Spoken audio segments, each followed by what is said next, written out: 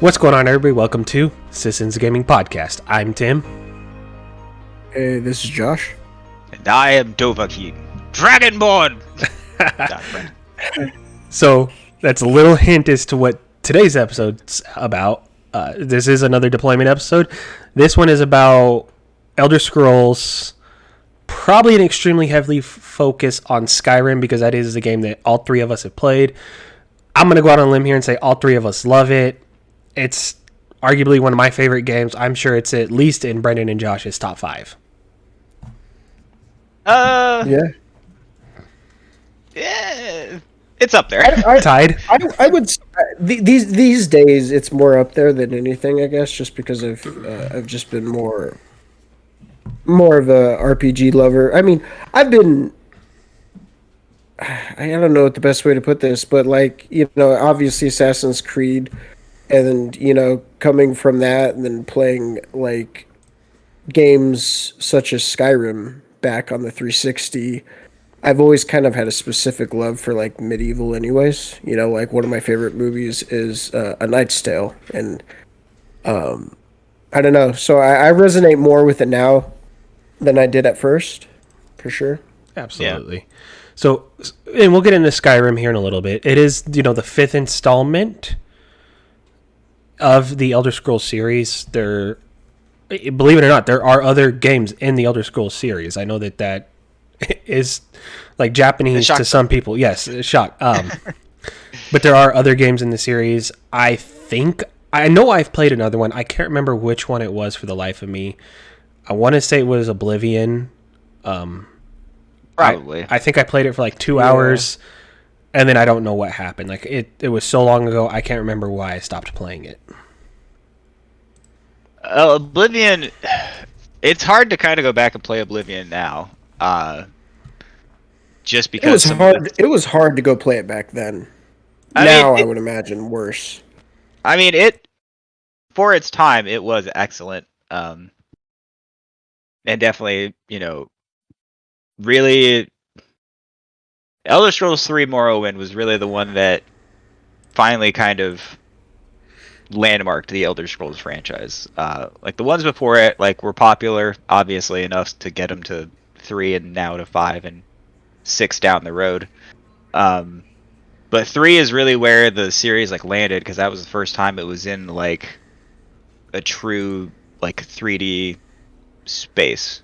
The ones before that, especially the first 2, were very limited and were, kind of imagine what the original Doom looked like, except it was the fantasy role-playing type game instead of that first-person shooter, that fast-paced first-person shooter. So it looks like it's just kind of stuff pasted on top of each other, and it's all just gray walls and so those are very hard to go back and play. But 3 is definitely where it landed, and 4 was them trying to elevate it and find find new ways to work and really define the franchise. Right? Yeah, Oblivion was 4. That was really where they and there's honestly a few things in Oblivion that I wish they'd kept that they took out.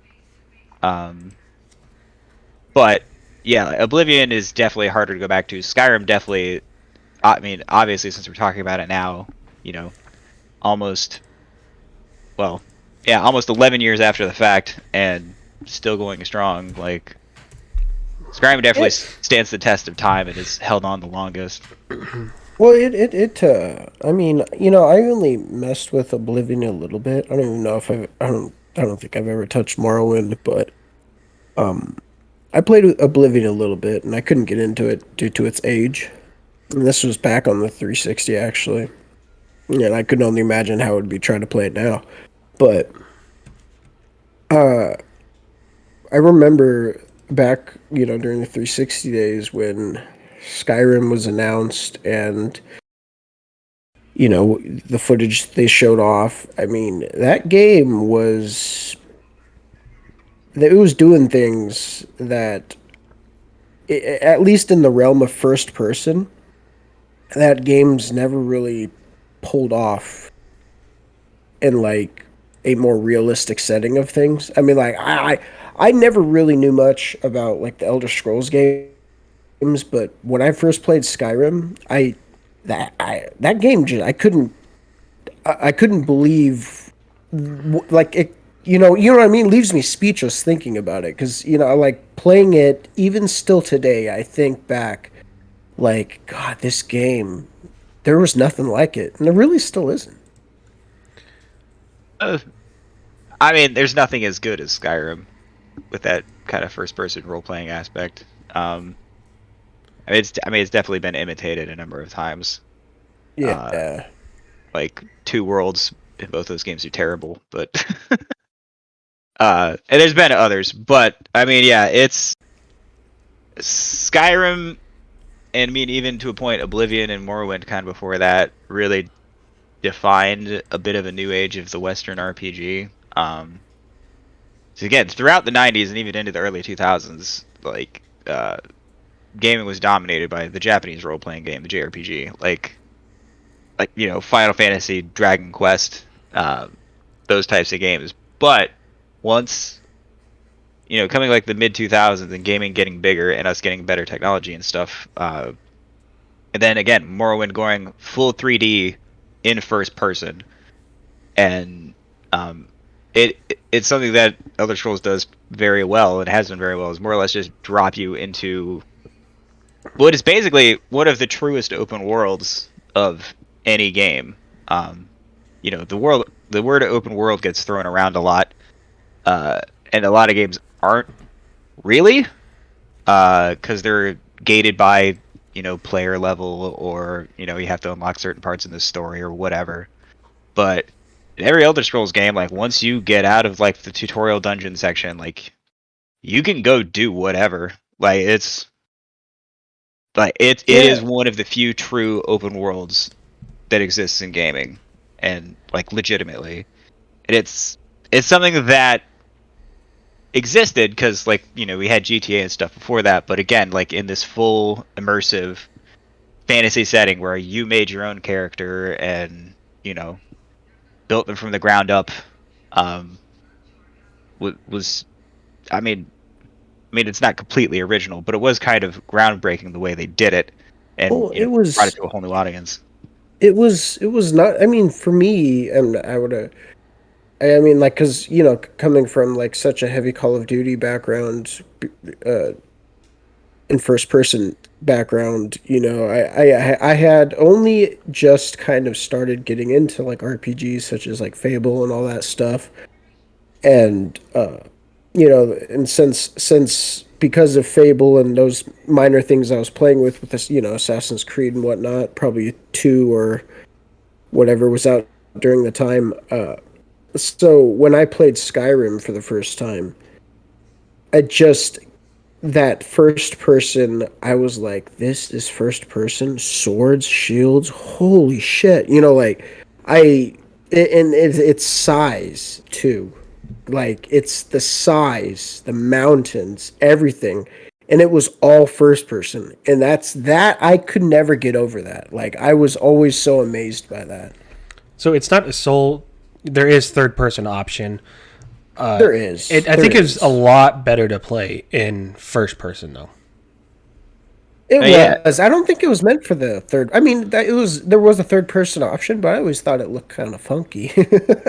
Well, I mean, Like it's if the first person helps with the immersion, it makes you feel like you're more connected and into the game. I mean, there are people who play it in third person, because they prefer that style. Uh, but yeah, but 9 times out of 10, people are playing this in first person. And again, I think it helps with the actual role playing of this role playing game. Like you it are, is. It makes it personal. That's you. yeah, like this Yeah. is your guy. This is you in this world, or whatever crazy character you came up with. Um, Yeah. Yeah. to be in this world and kind of do is what you're gonna do. Like it is something that I would argue that Elder Scrolls probably popularized, at least in this setting, and they were so dedicated to the first person. I mean, even the original ones like Elder Scrolls Arena, like I was talking about, like those are in first person. Like you can see, your sword and you swing it in front of the camera. But like it's something that they've dedicated to because specifically for that purpose is because it helps with immersion and your focus and really helps pull you into the world.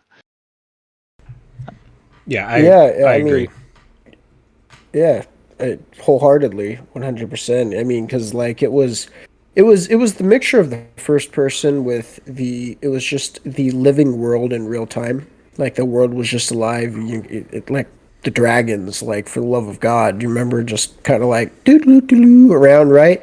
All of a sudden you hear the dragon, you're like, and it comes Yeah, you hear crashing that down. I dragon mean, roar, and you just know, like, you got to prepare to fight now. oh yeah, oh shit, Um, yeah, like Panic look to the sky. no, one of the biggest things that any I loved about uh, Skyrim is almost, and I'm not gonna say every character, and you've heard me reference this before, is almost every character has a story to some extent. Yes, I understand that they're not all like in depth backstories of these Yeah. characters, but the interaction with the NPCs is uncanny. Like I've mentioned, like talking about Cyberpunk, I wish that there was more NPC interaction, and I referenced Skyrim because Skyrim, in my opinion, Bethesda did a great job of that NPC interaction, even with non storyline essential characters.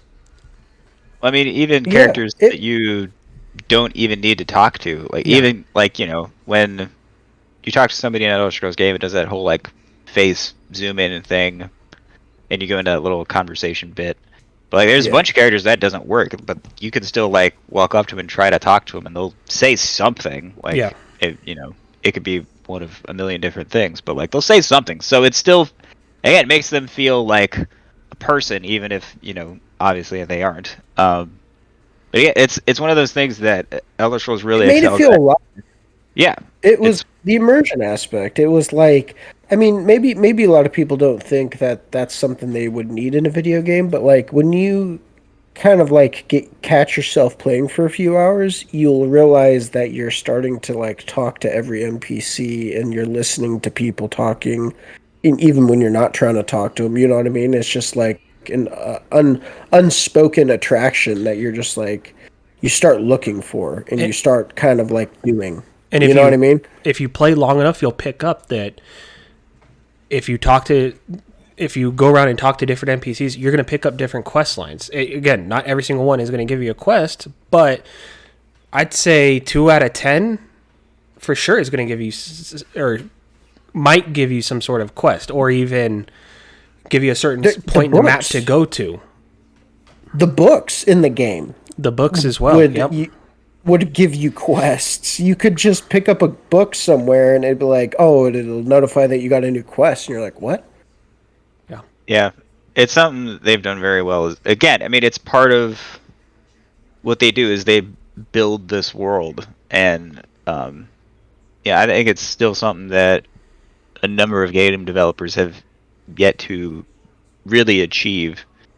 And that's not like slighting everybody that games that don't do it suck or anything like that, but like it happens so often that they make these big worlds that either don't feel lived in or don't feel kind of like half baked or uh, don't you don't feel like you're in it. You just feel like you're playing in it, and it's something that Elder Scrolls does very well. Again, it's that immersion. You feel like you are in this world, and like if you want to, you can go pick up a book and read it. Like there's a story in there, and sometimes yeah, you get a skill point or you get a quest, or sometimes it's just lore. Like the fact that there is in the game, you can literally go and read a book and find out about some random topic.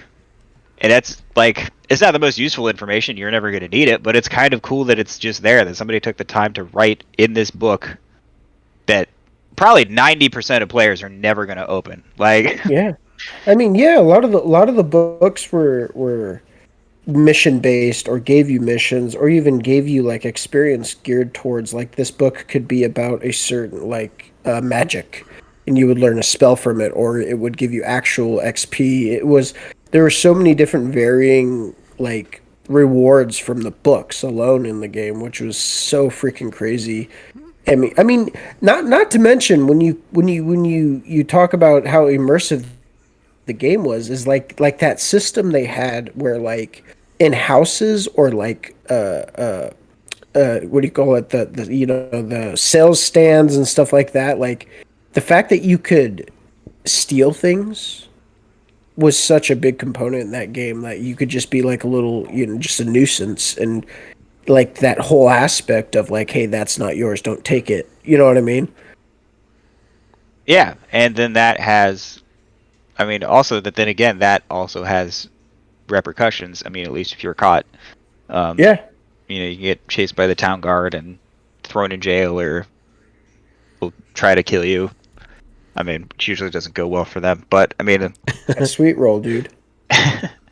but I mean, the fact that those repercussions exist also is a testament to this, because half the games you could do something like that and they just wouldn't notice or wouldn't care or whatever. But again, it's something that helps this world There was feel. like a law system. Like the game had like rules. Like it was a law. It was like you were a part of this world, and there's consequences due to your actions. Like it held you accountable.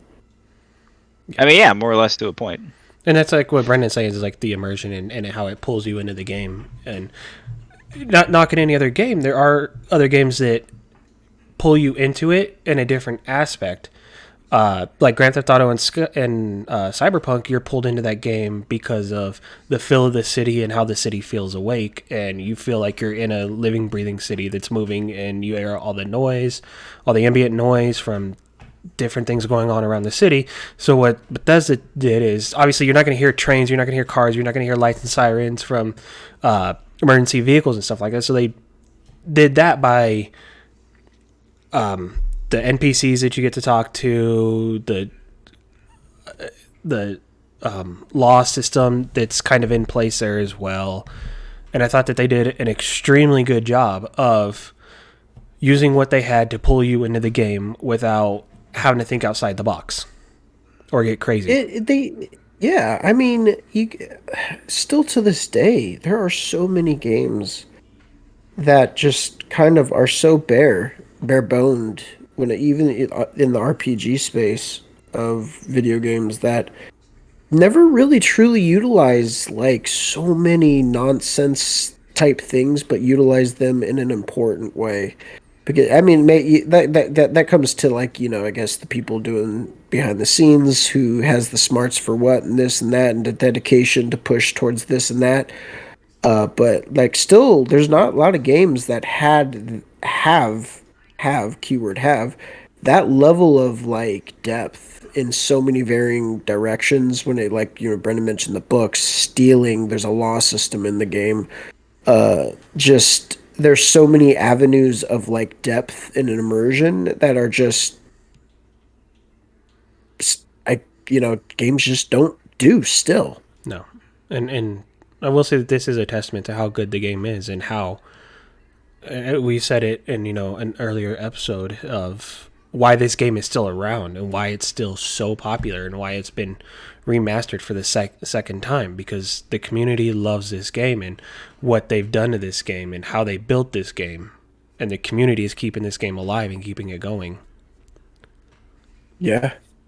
I mean, it's a gift that keeps on giving. Like you can play this game a million different times, a million different ways. Like all you need to do is just play it somewhat differently. And that, I think that's also part of it, is just, especially as like an RPG, it has such a kind of low barrier for entry just because of the way Elder Scrolls, and in particular Skyrim, works, and that in order to get good at something, you just have to do it. Like, and a lot of games, you have to like spec into something, or manage all these stats or whatever. It's like, no, not in Skyrim. All you want to wield a big great sword with both your hands, sweet, just do it, and then you'll get skill points for that, Yeah. and then you just. Yeah, that's right. That's right. It was like it literally embodied such realism in a weird way. Like a lot of games you wouldn't think like maybe that's a lot. That's a mental hurdle. Like a lot of games just can't figure out or do. It's like it was as simple as that. It was like, hey, you want to be a master archer? Go pick up that bow and shoot some things. Like that's all you had to do to get an experience. This I game. mean, oh, go ahead, Tim. Okay, I was just gonna say this game for me is this has one of my favorite skill trees as we're talking about it. Because yeah, as you want to do something, so like blacksmithing is one of the ones things that I always try to bring up the quickest, so I can have the better armor. Like I can create the armor for myself and make it better. Other games like when they have the skill trees, like yeah, you can put your points towards a skill tree, and it kind of matters. Whereas like in Elder Scrolls, at least in my opinion, I have wanted to make a different part of the skill tree better, like blacksmithing or like two-hand wielding or heavy armor. Well, and also like a lot of that stuff is a separate skill tree. So like it's not all just like one giant clusterfuck like some games do. So it's like a giant skill tree, and then it has like subcategories. Yeah, and then on top of that, what Skyrim does so well too is so like you get those perk points or skill points, and you literally just pick the next one on the tree up that I mean a couple of them branch off a little bit, but I mean generally you just kind of build your way up, and it's all like simple, easy to understand benefits. Like some games are just terrible with skill trees, and like you pick the next thing on the skill tree. It's like, oh, you get 0.3% plus damage on like fire. And do you need that? I mean, maybe you don't use fire at all. Like, but not with Skyrim. Skyrim's like, oh, you get you're an archer. We'll go into the archer skill tree. Oh, here's 25% sneak damage when you're crouch and shoot your bow. Like it's easy to understand. It's simple. Like it doesn't overcomplicate itself by just adding a million different things that don't need to be there. There's games that I've played that I haven't even hardly touched the skill tree because I don't understand that game's skill tree. And Bethesda did a great job, as we've mentioned, that the skill tree in Skyrim is extremely easy to use. It's upfront. It's blunt about you use your point for this. This is what you're going to get out of it. And you can look up that skill tree and be like, okay, well, here, this is what I want to work to. This is what I need to get there. Black and white. Yeah. And I mean, it's got a skill tree for basically everything. I mean, yeah, you want to be an archer, there's an archer skill tree. You want to be stealthy, there's a stealth skill tree. You want to along with light armor, heavy armor, lock picking. There is one. Arcane crafting. There's one for that. There's literally almost anything you can do in that game. There's a skill tree for it, and there's perks to go along with it if you unlock the other parts of that skill tree or sub skill tree. Yeah, I mean, speech being its own skill tree is also like kind of unique in and of itself because lots of other games have had speech skills, like but again, Skyrim, I mean, other Elder Scrolls in particular make that feel far more rewarding. Again, because you are investing into these specific perks, like, oh, hey, there's this whole bartering section of the speech tree. So, like, if you're a guy who, I mean, we all play these RPGs. Like, you pick up everything and you go hawk it for money. So, like, why not play into that and make more money off of it? 'Cause it's like, oh, you get 25% more stuff when you sell to a vendor. It's like, oh, that has a very easy, noticeable benefit, like, to just about everybody. And it makes sense as to why you're upgrading that skill as well. Yeah. It is such, and not only that, but like the looting and selling thing is such a universal language to so many games that they made it simple. Yeah. There's so, like I played, they didn't make it hard for you to. No, they didn't make. Sorry, they didn't make it hard for you to figure out where a salesman or a salesman was, or like it was so natural. Right? It just it basically took your like human like just who you are in real life, like outside, and be like, oh, obviously, you know what I mean? Like, I don't know. It was simple. Well, and they made it simple in the sense that, like, damn near everything in the map is something that you can pick up, take, and sell. There are a few exceptions for a few different items that are more just textures there items, for quest items, or just textures for decorations for like a room or something or a cave. And that's something like I've had complaints about with other games is like, okay, well, there's a knife laying on the table, but you can't take the knife in that game. Whereas in Elder Scrolls, you see a knife laying on the table, you can take it. If there's a cup, you can take You it. could take the bowl. Yeah, It's like that. there wasn't nothing. Yeah. Not only that, you can then, if you knock the cup over and come back, that cup is still knocked over. Like, it just Yes. stays where it is for forever, which is, I mean, is part of the reason why the game always took forever to friggin' load. But it's also a testament to it because, what other game has that interaction? Like, what other game literally remembers when you knocked that cup over, so it's on the floor forever now because you never bothered to pick it up? So here's Like, So here's a point, kind of piggybacking off of that, Brendan. And I'd never tested it myself because I never played the game this way. I had heard that if you killed somebody in Skyrim, that person doesn't respawn. That person doesn't come back. They're gone forever. correct. That is Bodies, 100%. and I think all the bodies tend to stay too. Yeah, usually they do. Usually, yeah, because usually you would kill a bandit would try to rob you on the road. You run into a bandit or some rogue sorcerers. You would kill them and their dead bodies stay there. And if you strip them naked, their naked body is still there. Yes. I mean, some of the enemy stuff will disappear, but like if it's like an important death, kind of like those will stay. Or in a popular area. So like if you're in Whiterun and you kill somebody there, their body stays there. It never goes away. Yeah, I mean there is a limit. It's one of the things they did have to curb. Like there are some people that you specifically cannot kill. No. For quest reasons, and also they didn't want you to kill kids. But pretty much other than that, there are kids in the game. Yep. Pretty much other than that, though, like, they're not like absolutely imperative to the game in some way or another, like you can kill them and they'll stay dead forever.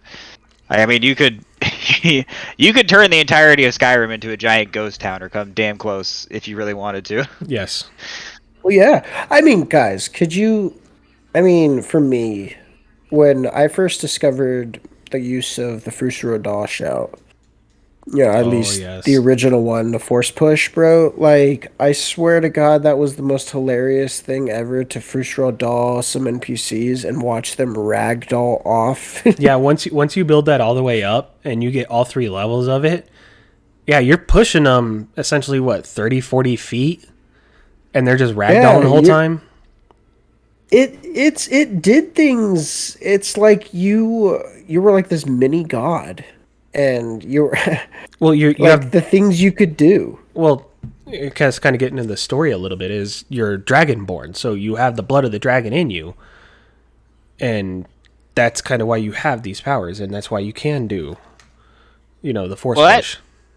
I mean, this again speaks to a bit of like the immersion in world building and the storytelling in this game is that, like you said, you're dragonborn, you have the blood of dragons in you, so you are able to use their power. And in Elder Scrolls, in Skyrim in particular, the dragons have their own language, and that language also has magical properties. And so that is what you are doing when you use the draconic abilities, all the different ones that they have.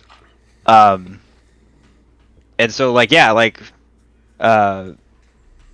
you start off with Foos, which is the first level, and then you have to learn the next word, which is Row, and then you have to learn the next word, which is Da. But that's essentially you are just a really powerful translator to a point. Like, I mean, yeah. It makes sense. It makes sense in the world that you are able to do this and that this works. It's not just like for the sake of it being a game or for the sake of like nonsense or fun. Like it's all built into this world and the game, so that it all feels cohesive. Again, unifying this overall vision that they have. So it doesn't feel like some gimmicky nonsensical just thing to have because it's a game. Like, it makes sense why it's there. Yeah, and you're the only one who could do it besides the Greybeards who have, some of the simpler, shouts, but like it is such a personal experience to the fact that it makes you feel special. You're like, dude, I'm such a badass. What? Like and accompanying along with like the fact of like depending on how you build your character and what path you choose and studying the magic, reading the books, learning spells, like you literally become a subject of the world within you're playing. Like you're actually learning. Like it's weird to think about it because you're actually like it's almost like real life experience, but like in more of a quick time. You know what I mean? Like it's forcing you to learn in not a forced way. Does that make sense? Yeah, I get what Well, you're saying. yeah, I mean, this world has a history, and like, it existed before you were here, and it will exist after you're gone. Um, and I mean, the before part is obviously like you were talking about, like, learning about stuff that happened or is happening currently. It may or may not lead into quests and, meeting other people and, different areas on the map. And then, this it's gonna, live on after you is, how you're gonna play the game, what choices you're gonna make, and, who you're gonna side with, and this, that, and the other. Like, it just speaks to how well it puts you into this world. And It makes you such a bystander. Like you were saying, is like with like who you choose to be, who you choose to side with. You literally are such a bystander to the world you're in, as if like as we are to the world around us in real life. You're such a bystander to everything. Like you run into situations where you like, well, who the hell are you? You're an asshole, or all you guys are assholes. Who are these people? And then you're like, you're literally learning as you go and being molded by all these random NPCs who have purpose, who are doing things realistically that would be just real as hell, and you start conforming your own judgments in this personal experience. So as you actually play through the campaign, you get to like crucial decisions and moments and everything that the game's kind of been just molding you for. You're like, it's so odd to be like, well, hell no, I don't like you. I know what you guys did. I ran into, you know what I mean?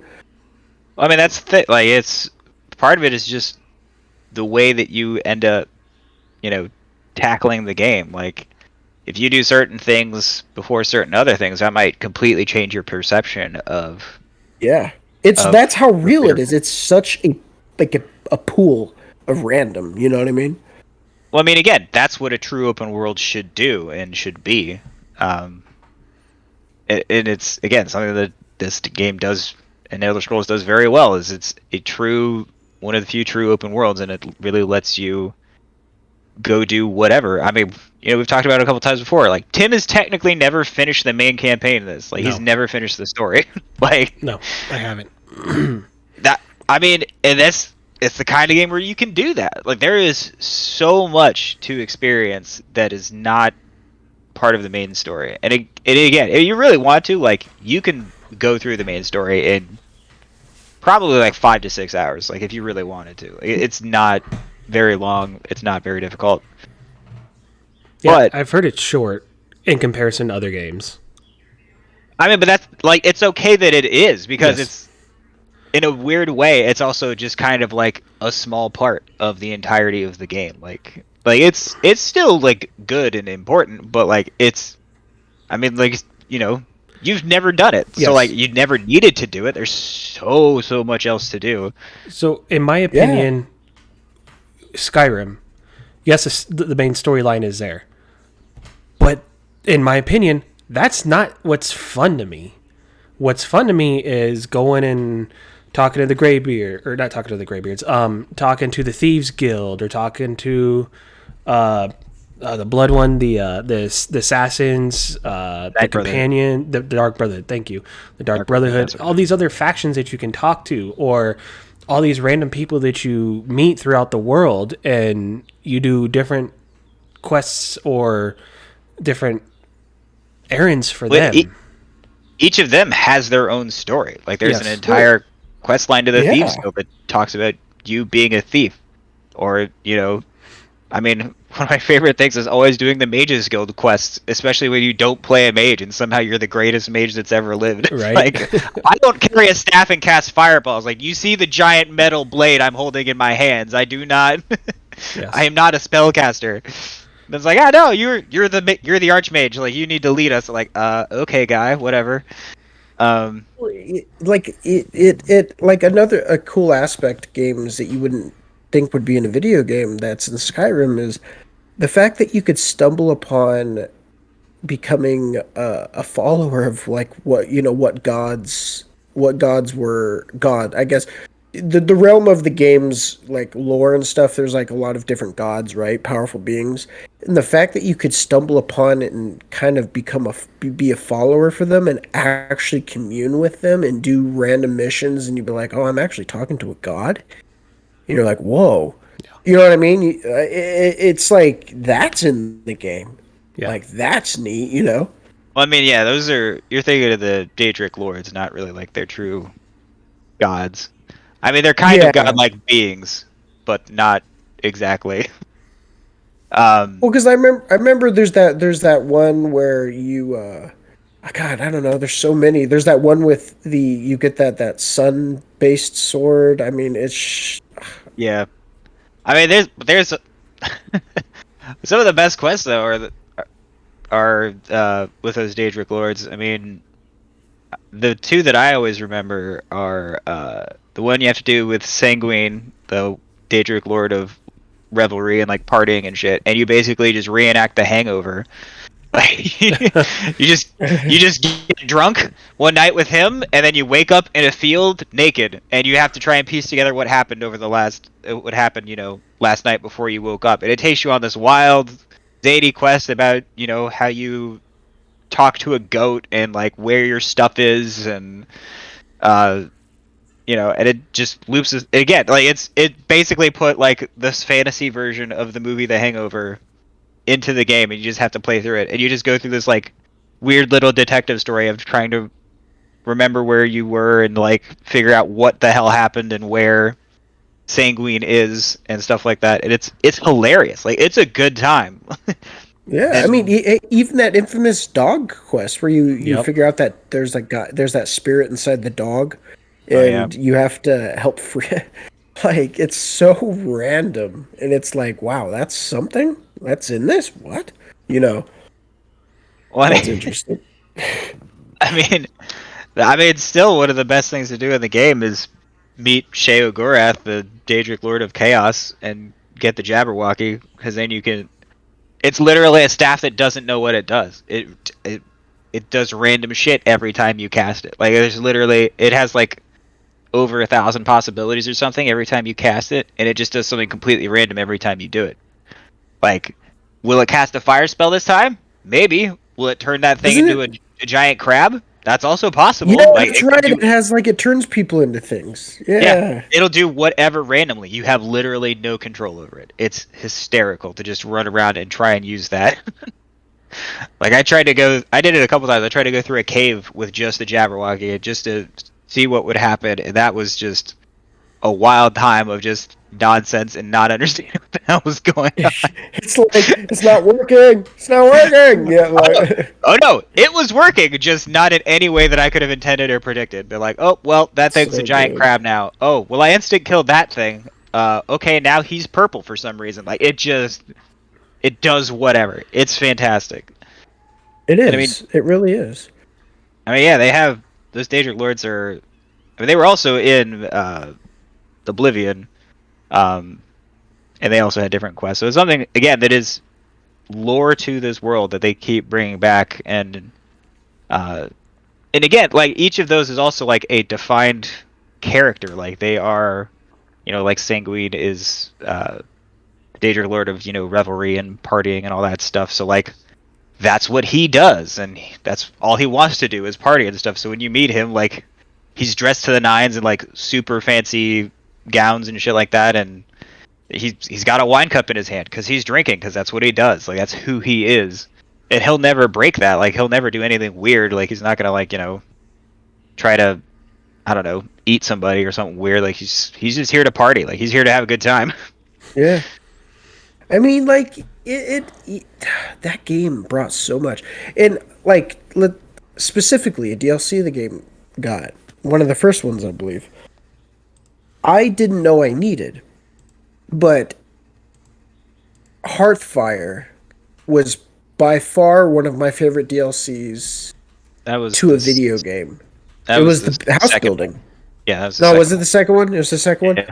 But like, so I had got my introduction to like never did I think I would have it would matter so much to me to customize like a living quarters, like especially because me getting introduced to it in Fable 2 and Assassin's Creed 2, customizing your villa, and then when Skyrim had Hearthfire, and the fact that you could build your house from the ground up and do it the way you want to, I was so in it so hard when that came out. Like I put in so much time just building a house. So it wasn't completely custom. You had options for it. You had options for the which room was It had like what and how. Yeah, yeah. but it still was. That was still it a lot, was though. still fun, and yeah, I absolutely agree. It was awesome. It was much. It was DLC that I didn't know I needed either, and I really enjoyed it. And there was 3 different areas that you could have property. Yeah, on the map. Yeah. Yeah. because it was the areas where you couldn't buy property in the original game. Yep. And so it was cool that they like. Not only was it just they didn't just bring in one area that you could build a house. It was 3 separate areas that you could build a house on. And you could build all Yep. 3 of them. It's not like you Yeah. had to pick one. Right. No, it wasn't one and done. It was like, hey, you want to have houses all over the place? Here you go. Like, And was it Yeah. that DLC that introduced adopting children? yes, Yeah, I think so. Because before you could only get married. Yeah, And then yeah, yeah, it because was Hearthfire. they introduced the orphanage that was in River Run. No, Whiterun, I think. well, White Run. there's no. an orphanage in Riften, which has always been there because it's part of the Dark Brotherhood's storyline. Oh yeah. Yep. But no, it when that DLC did come out, because I think almost everybody spent most of their time in Whiterun. There was like a little girl that you could, I don't remember what you do. I think you like play tag with her or something, and then at some point like you build this little rapport with her, and she actually asks you to adopt her.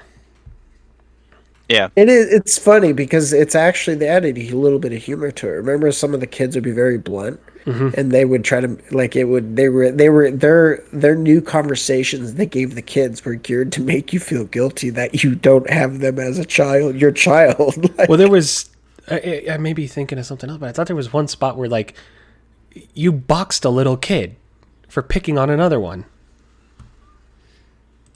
really? I swear there was something like that.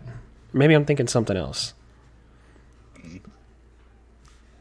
I mean, I wouldn't be surprised. Like, there's a ton of just random side stuff that happens that, some people don't get to experience just because they weren't there at the right time or whatever. Yeah. Yeah. But, I mean, It added such a homey thing that the fact I mean I don't know relationship wise for like marriage how many options you had because obviously everybody's main squeeze was God, Brenden, what's her name? The redhead. Oh God, I don't remember. She's the werewolf. She could transform into the werewolf. That was yeah, everybody's she's- main squeeze. Yeah, Oh, she okay, was, with the like, companions? the first option. Yeah.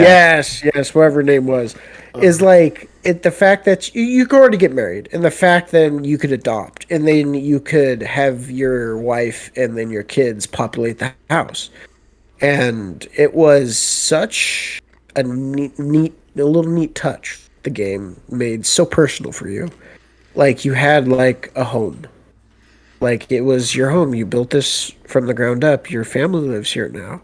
Well, then they took it a step you further and added detail to it. To like your daughter or your kid would find like a bunny and ask you if she can keep, or if they can keep the bunny. Like, well, yeah, they added. and you could get your kids toy weapons, and they would start training and playing with them. It's like you were Yeah. gearing your kid to be like you, or it was, gosh, Yeah, there was gifts that you could get them. You could get them toys. I think you could give them food, like cinnamon rolls and stuff like that, like snacks. You get them clothes. There's not a whole hell of a lot you could give them, but there were things that you could give to your child. It was enough to be like, whoa, that wasn't necessary, but it was such a nice little thing they put in there to give it such a personal touch. Yes. And it's something that was obviously popular because it's something they carried on to their next game with Fallout 4. Like Fallout 4 has full customizable settlements, like where you can just build whatever. Yeah. Like, that started because of how well people received Hearthfire. Hearthfire, yeah. Hearthfire, yeah. And so there's two other DLCs that came out for Skyrim, and that was. What was the first one, by the way? What was the first one? Dawnguard. Dawnguard. There we go. Yep, Dawnguard, and then that's right. Dragonborn. Yeah. Which, mind you, those were freaking amazing DLCs because those just made use of just some of the the extra areas on the map that you couldn't go. Well, Dragonborn actually brought in a new area. Yeah, Dragonborn sent you back to Solstheim. Yep, which is part of the Morrowind territory. That's right. Yep, it's part of, like, you go there in Elder Scrolls 3, so that was kind of a big deal for them to go back there and do that. But yeah, that one added the whole new area. Dawnguard, I mean, it added a couple new spaces, but that was more what they were, was just like spaces, and they were like added on to the main map of Skyrim. But yeah, it did mostly reuse like old areas and stuff, and had you go back and, oh, look, there's new stuff here now. They did introduce a new weapon, which was a crossbow. That wasn't in the game prior. And it brought in vampires. That DLC was for bringing in like a vampire storyline. Yeah, I mean, you could already be a vampire, and you could already be a werewolf, but there wasn't a lot of benefit to being either. Well, that's not true. Being a vampire was honestly a pain in the ass, because you would have to like suck blood, and if you were out in the sun, you would be weaker. Like you would think of an actual vampire would be, and then as a werewolf, like, I know for a fact I became a werewolf specifically because for some reason when you're in a werewolf, you're immune to disease, and then you just literally never need to turn into a werewolf again. You never have to. The game never makes you happy. It's the choice. It's the fact that you can, and you can run around as a werewolf at any time. The game gave you such diversity, and it was like the ritual of becoming a werewolf was the coolest thing ever. And then finding out that you could just be a werewolf at any time you want, and like you said, you're immune to disease. I mean, it was the most badass feeling, because you're just like, oh, dude, I'm just this badass. The werewolf is cool, but I never liked turning into the werewolf. I just felt like it just felt weird to me. And it was never something that made me want to go do. Oh yeah, really? No, that was part of the problem. That's what they did with Dawnguard, because when Dawnguard came out, they finally added, I mean, one, the vampires didn't feel so pointless anymore, because you could become a vampire lord. So like, it was essentially a better vampire. And then you had all these other crazy abilities. And then again, it had its own skill tree that you could. That's right. They added the skill trees for the werewolf and the vampire. They did the same thing for the werewolf, and so you could have these skill trees. So then it felt a bit more, beneficial, and like there was a reason to do those things as opposed to just purely a stylistic choice. I mean, yeah, like I said, I would literally become a werewolf just so I could be immune to disease and not have to deal with that giant pain in the ass for the rest of the game. You never need to turn into a werewolf after the first time. No. and then you're just immune to disease, and I'm like, okay, problem solved. Now I don't have to worry about getting diseased for the rest of the fucking game. Sweet. Yeah. So I never really realized that it makes you immune to diseases. I always went the werewolf route, because just a companion story. Like I always like doing the companion storylines because I don't know. It gives me a warm fuzzy. They're good people trying to do good stuff. Yeah, I mean the companions. It even talks about it in the game when you go talk to them. Before the companions in Skyrim, there was a group called like the Fighters Guild, and that's basically what they were. Is they were kind of like for hire, do-gooder mercenary types. But it was always kind of like, it wasn't like it was bad, but it did feel always kind of oddly generic, and like it didn't really make a whole lot of sense. Like, if they're mercenaries, why wouldn't they just do whatever they got paid to do? Why are they do-gooders and this, that, and the other? So it never really worked, and the companions sort of bridge that gap, because there is no Fighters Guild in the territory of Skyrim. Like they have the companions, which is this secret group of werewolves that goes around and helps people and stuff. And it's